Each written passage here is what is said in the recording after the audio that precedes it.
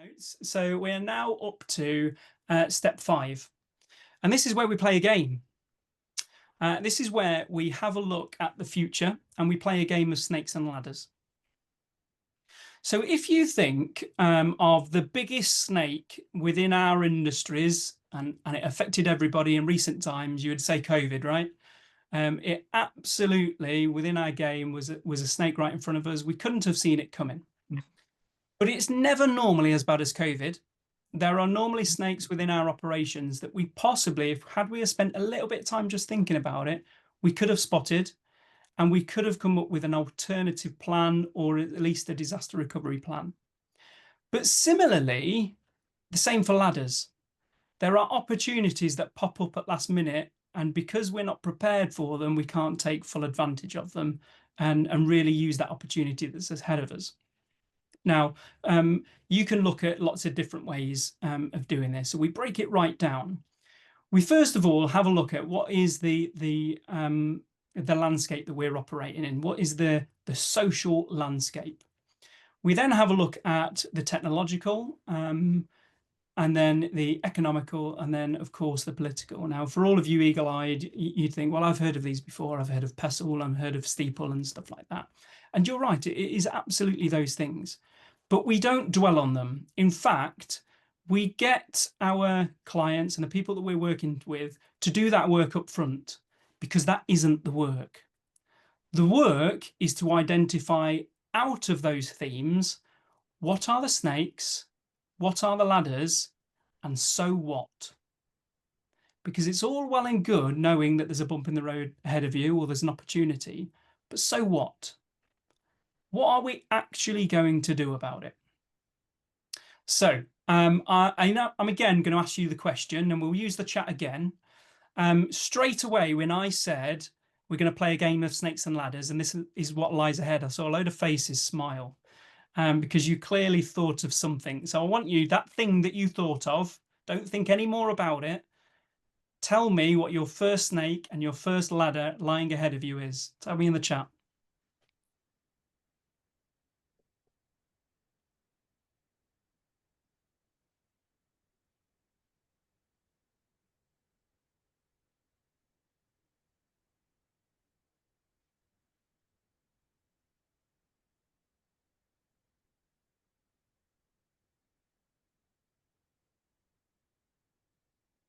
Brilliant. Thank you, Mark. A ladder, I like it.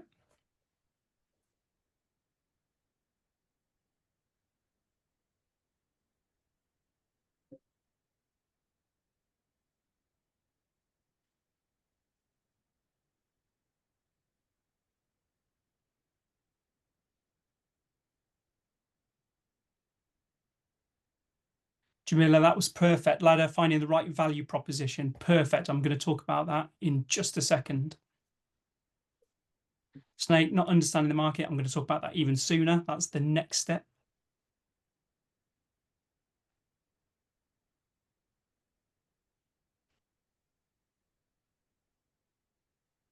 Snake, need for funding. Yeah, absolutely.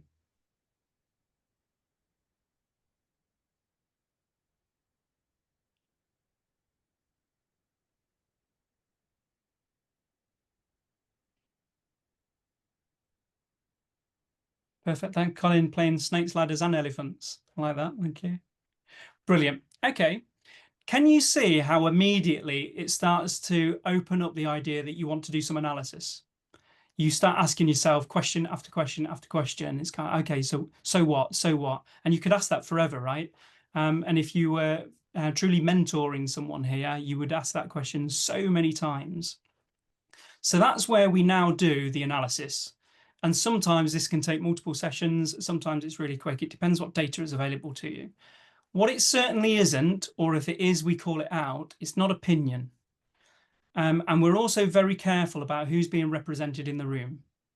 So if we were to talk about market conditions to a sales team, it's going to be everything but the sales team. And if we did exactly the same to operations, it's going to be everything but capability. And quite often when we ask that question of two personalities in the room that way, they don't get on and they don't agree. So it has to be true core analysis.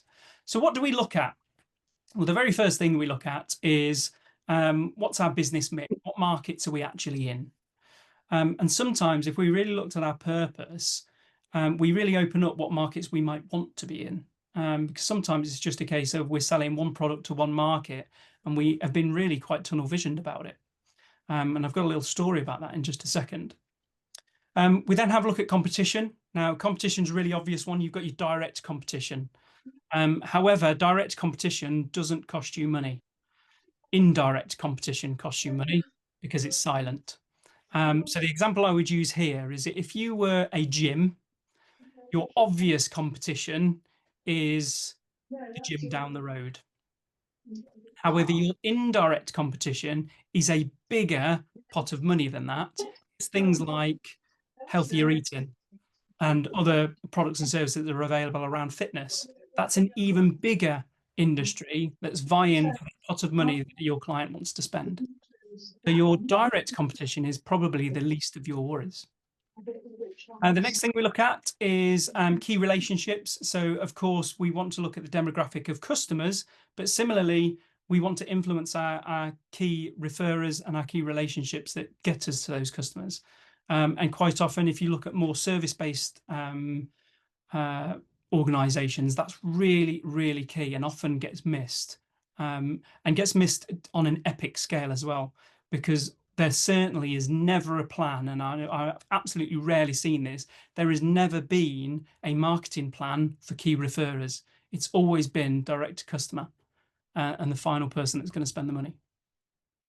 We then have a look at products and service mix, and you can bring out the good old 80-20 rules here. We also have a look at what our key customers are. If I was to ask the majority of businesses, they will define their key customers, whoever shouts the loudest and whoever spends the most money. And that couldn't be furthest from the truth on a lot of occasions. You have mid-road customers that are really easy to look after. And if you really looked at it, they are your absolute prime customer. Your biggest customer costs you the biggest amount of money to serve. And your smallest customers sometimes are that easy that you barely notice you've got them. But maybe you're underserving them when they were small because you haven't looked after it. So we have a look at all of that analysis. What we then do is we just take a breath. You've done loads of analysis, you're full of ideas now, but take a breath, because you have all experienced this as customers. That brand that you absolutely love goes and stops doing the thing that you love them for because nobody told them it was a good idea and they just stopped doing it. They wanted to diversify, they wanted to change, they wanted to grow, and they stopped doing the thing that the customers really, really loved. Earlier on, I talked about moments of truth. These are absolutely key. And just to give an absolute example, how much dismay did Cadbury's create when they changed their recipes and changed it from dairy milk? Did they really take stock of their moments of truth there? That's a big question, right? So what we do is we get our organization to look in the mirror. And if you are a solo entrepreneur or a smaller business, this is like giving yourself a pat on the back. And we know that we don't do that in the SME world. We're not allowed to give ourselves a pat on the back. We have to just try harder all the time. So we force our clients to do this. We figure out, what are you absolutely great at? Because if you are great at it, it's probably part of your value proposition and it's probably part of your key differentiator. It's probably the thing that makes customers want to buy from you. Please don't stop doing it because nobody told you that it was good. The next thing is you have a look at your improve, and we box that off. As SMEs, we constantly, that's all we look at is how do we improve, how do we improve, how do we improve? And finally, we have a look at where we're vulnerable. These are the things that we have to do straight away that actually leave us really vulnerable. But what we bring that round to is something called our edge, and it turns into our value proposition. Too often, our value proposition revolves around cost and how much it costs to deliver our service. You would not believe, and I'm sure you can all appreciate it, just how much of a market you have to control in order to play with margin. It's absolutely not worth it. And to bring that home, to bring one of the biggest companies I know, let's use McDonald's. Everybody knows McDonald's. For them to bring a really competitive price on a burger, look how much of the industry they have to own. And we're not just talking about the fast food industry, how much of the land industry they have to own, how much of the advertising industry they have to own. And they not have to own it, they have to control it to keep their competitors out. If you're an SME and you're trying to compete on cost, you are doing it wrong. And that's probably the first time that we will absolutely say that's almost a categoric tell. So what do we do instead? We have a look at what is the differentiator of this business. What is it that you do differently? You can't just do the same as everybody else, because you've got the good old adage of you're going to have to do it faster, more quality, or cheaper. And we know we don't want to operate like that. So what's your differentiator? So long as you've nailed that, and then you nail exactly who your niche is, then you can turn that into a statement. And that statement is your value proposition. What is it that you do differently for who?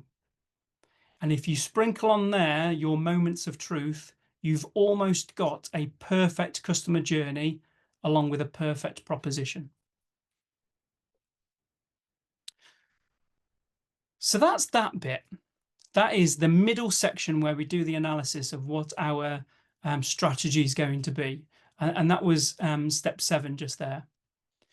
From there, we then start having a look at the third section, which is to drive results. But what I want to do is I just want to very quickly tell you a little bit of a story about how that analysis can really open up something. And that's with an organization that we're working with right now called Fast Exocet.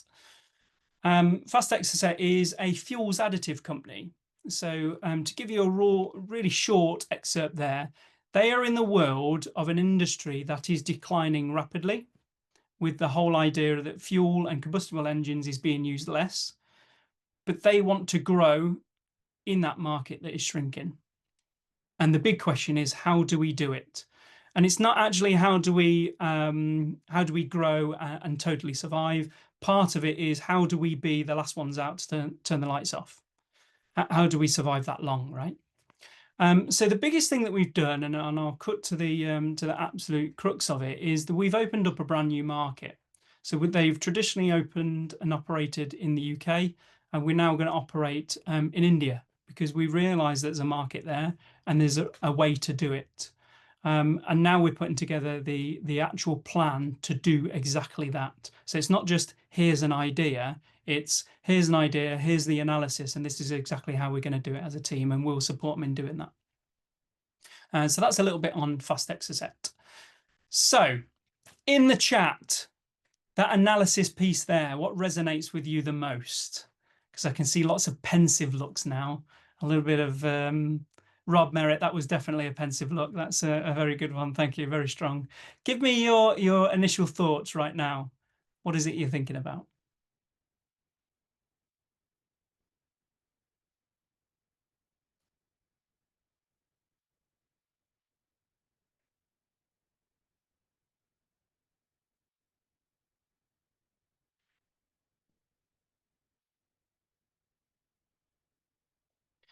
James on value proposition. That's great.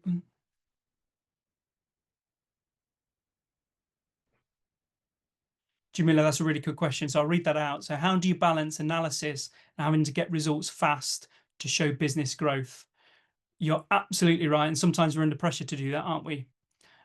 So we do it from 2 parts. So we know that question is always coming. And that's why at the very, very start, we work out what is the appetite of the shareholders and similarly the stakeholders.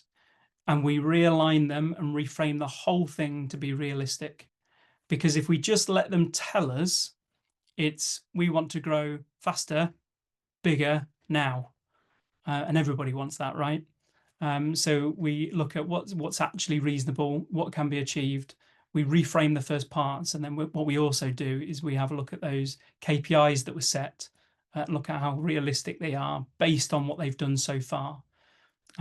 So one of the bits that I didn't quite talk about there is we have a little go at looking in the mirror, because if you are going to demand that we need to grow faster than we ever have before, well, why haven't we already done it? So what can we already learn from just looking in the review mirror? Amanda, we all as business leaders need to prioritize time to look in the rearview mirror. Perfect. Yeah, you absolutely were thinking exactly the same as me there. Brilliant. Superb. Okay.